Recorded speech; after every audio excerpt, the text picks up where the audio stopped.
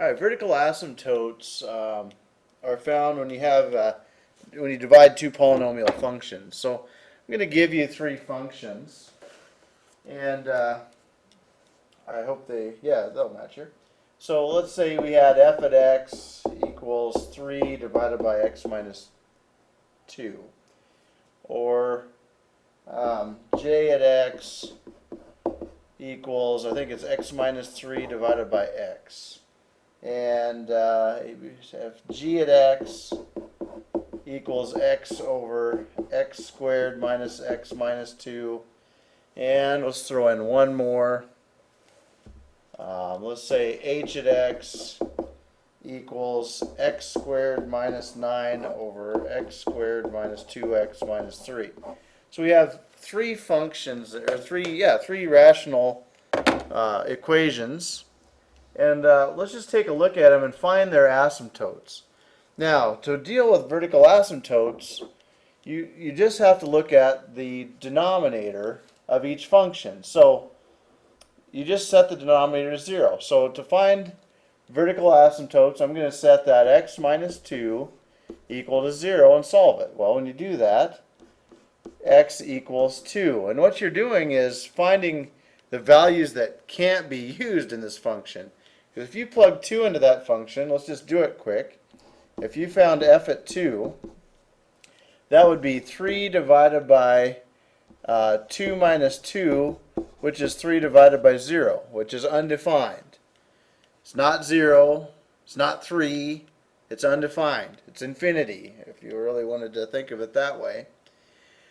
And so that is part of the domain, really. X cannot be 2. It can be any other number but 2. But that is your vertical asymptote. So let's take a look at it in Geogebra. And I have it right here at the top. And let me click on it. It's not letting me click. There we go. And so if I put in x equals 2 and stick that in there, and notice this equation. I'll move it around. There's your horizontal asymptote, that x equals 2. That black line right there. So that works. Now, when you're graphing these, keep in mind we're also looking for any y-intercepts, which is here, or any x-intercepts, which this one has a horizontal asymptote at x, or y equals 0. So keep that in mind too as you're graphing these, but I'll stick to the vertical asymptote since that's what we're concentrating on. Alright, so let's look at the next function. So in that case, you set the denominator to 0. So I know in this function, this j function, x equals 0, because that's what's on the bottom here. So that's where our vertical asymptote is. So we'll take a look at that in Geogebra. Hide some of that other stuff that we had. And bring up that j. X, I think it's x minus 3. Yeah, I remembered it. Good. So x minus 3 equals, or divided by x. I'll zoom out a little bit so you can see that. So here's the line, x equals 0. Straight up and down. It's the y-axis. And notice it has that asymptote. And also notice you got a horizontal asymptote. Looks like at x equals 1. So again, you can review that horizontal asymptote idea and see if that matches for you. So there's your vertical asymptote. Looks like we're doing good so far. Okay, so now the next example, g at x has a function on the polynomial on the bottom that's kind of tricky. So we're going to set that to 0 and solve it. And you could use the quadratic formula or, completing the square, lots of methods to do that since it's a quadratic. But I'm going to go ahead and factor it. Minus minus is a minus plus, x squared is x and x. You might not have factored in this method before, but it's the way I was taught, so I've always used it since the time I was a little kid. And that's x minus 2 and x plus 1. And if you check that, you basically distribute it back to see if it's right. X squared plus x minus 2x minus 2 And yes, indeed, you get x squared minus x minus 2. So then you set each of those to 0. So there's going to be two asymptotes, two vertical asymptotes here. So x minus 2 equals 0, x plus 1 equals 0. And so x would equal 2, and x would equal negative 1. So we should have vertical asymptotes at 2 and negative 1 for that function. So let's take a look at it. We'll pull it up. It's the g function. And I'll graph it. We'll get rid of that one. And there it is. Kind of a different graph. Maybe we'll zoom in a little bit so we can kind of see it. And I'll put in both of those. So x equals negative 1. There it is.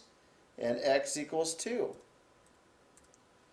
And there that one is. So you can see both of those horizontal asymptotes. I should dot them, but that I think you get the picture just looking at that. And so those are your two asymptotes. They're basically, I always consider them like holes in a graph. You know, your domain has a hole there in both of those places. So that's g at x. And let me get rid of those two asymptotes. Now, for the last one, it's really complicated. Here's the graph. We'll look at it while we're here quick. Or maybe not as complicated as it looks. But it's x squared minus 9 over x squared minus 2x minus 3. Now, here's the deal. You want to simplify your functions before you do a whole lot. Now, this top, the numerator, it factors. So that factors to, that's differences of squares. You might look that up if you don't know what that is. X minus 3 and x plus 3. On the bottom, this factors to minus plus. And you'd have x and x, and 3 and 1. And I'm kind of running through this fast because if you don't know how to factor, maybe you shouldn't be watching this video. You need to probably go back and review that before you come here. And then you check check to make sure it factors correctly. I guarantee they do. And so you notice though, you've got an x minus 3 and x minus 3 that you can cross out. Now, simplifying rational functions is also something that's very challenging. And I'm assuming you already know how to do that. So if you don't know how to simplify rational functions, go look up some videos on simplifying rational functions. If this totally blows your mind. Because you can't go back up here and just start crossing things out helter-skelter just because there's an x squared and an x squared.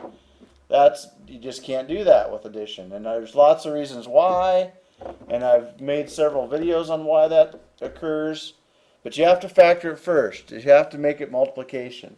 Because x minus 3 divided by x minus 3 is 1. So our function really is, after it's simplified, x plus 3 over x plus 1. So it looked like it was nasty, but we just hadn't simplified it yet. So we look at this, and our denominator is x plus 1. So you set that to 0 to get our vertical asymptote. And so x equals negative 1. That is our vertical asymptote, and that's what shows here in the graph. Let me put x equals negative 1 in that. Whoops. Oh, dang it. Let me cancel that. Let me put it in the right spot. X equals negative 1. There it is. So there's your vertical asymptote. And I hope this helps. That's all you have to do to find a vertical asymptote. Set the bottom to 0 and solve it. You might have a nasty polynomial down there on the bottom, but make sure you factor it and simplify the polynomial first. So hope this helps. See you next time.